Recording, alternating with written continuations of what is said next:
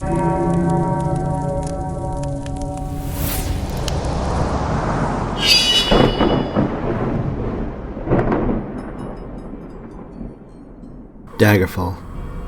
I have to admit, I'm going to be very biased in this. To say this game shaped my young perspective on what a game not only could be, but should be.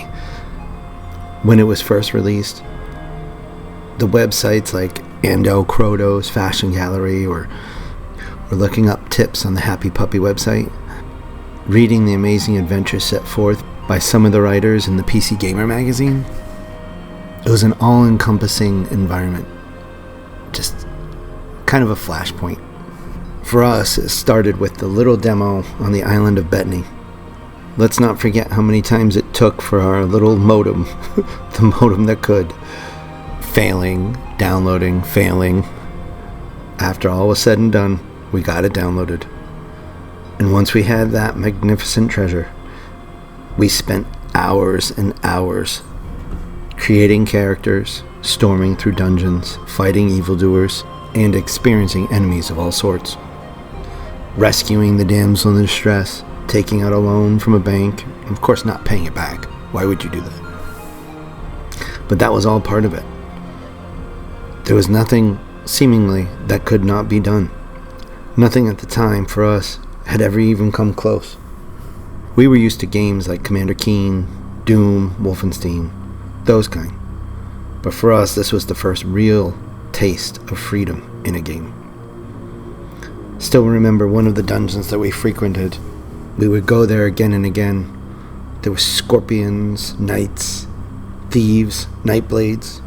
We would always go there because they had the most gold, or the greatest treasures, armor, weapons. Swinging my warhammer or flail around, every step just made us more and more excited for the release of the full game. And at the time, no one had done a demo like Bethany. And so me and my older brother saved up our money and split the cost 50-50. When the game was released, we waited and waited after we ordered. At the time, there were no game stores around where we lived, just waiting for the United States Post Office to deliver our packages. And so after 2 weeks of anxiously waiting, the most beautiful thing to beset our eyes arrived. I stared at that box as we installed the full version of the game. First, we didn't think we could. The game was whopping something like 450 megabytes. At the time, that's insane. We did find room, though. We uninstalled the game that we were no longer playing. Roger Wilco's Space Quest 4, Time Rippers. Great game, by the way. So I stared at that box of Daggerfall, the cool holographic style. It was amazing. I was in awe. I read that manual back and forth more times than I can remember. All of it was enticing. Being the younger sibling, I had to wait my turn as my brother created his character. It was a long wait. How can you choose between a battle mage, a nightblade, a spell sword? So many selections. We did not know about the custom option yet for character creation. So wait, I did. And then the screen went dark. Torch lit. To see the Emperor telling you, yes you, that you were needed to save the realm. He also wanted you to find something about a letter. The Emperor of the realm was in trouble, and he needed your help. How could you not help him? So off you go, and wind up in a cave with a wall of text. To be honest, this part still perturbs me. Why couldn't there have been a small cutscene of your little boat being smashed asunder, you falling into this cave? So here your journey begins. Swinging for the fences, slashing and slicing bats and rats, critters of all sorts. There's nothing that gets you more than hearing those sound effects in a movie or a TV show nowadays, especially the door. We always call it the Daggerfall door, and you can always hear that creak. Later we would learn of custom characters instead of the pre-selected, making gods among mere mortals, as evident in our playthrough we did on the channel, and also being able to get the ebony dagger at the character creation.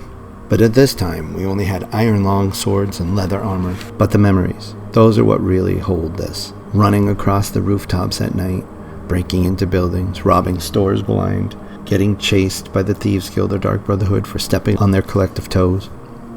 riding your horse off into the wilderness, watching the sunset, haggling prices at the inn, stopping in after hard days of adventuring or dungeon crawling to get a room, eat a meal, see what the local gossip was. This game really did pull you in. You were living your life in their world. Yes, there were bugs. Yes, there were issues. But too many times people focus on those things instead of the good things that really made the game happen. And that goes for all games, not just this one, of course. But this one in particular, Daggerfall, this game will always hold a special place in my heart. And now with the Unity remake, I hope it can create new memories for all new generations of fans. But this game will always bring me back to a time when life itself held still for just a moment. A time that can never get back. But just for the brief moment of being able to play the game again, it will always bring me joy and bring me back to the smells of the cloves warming on the wood stove, the crisp fall air. Daggerfall has and always will be my favorite game. So I guess the question, should you play it? I always will say yes. Sit back and enjoy every second of it. Break away from the world around you for a moment. Sit and enjoy every second. I did say I was biased. Do I have gripes? Sure. They are too few and far between for me to even worry. This game will always be a perfect 10. So my takeaway for you, for all of those who haven't played it, or played it a long time ago, I hope you pick it back up, give it a chance. It may just surprise you. Be sure to check the links below for a way to download and install, and some mods that I definitely recommend. Thanks for watching, and be sure to check out any of our numerous playthroughs, and be sure to check back for more Afterthought videos. Have an amazing adventure, and we appreciate you all.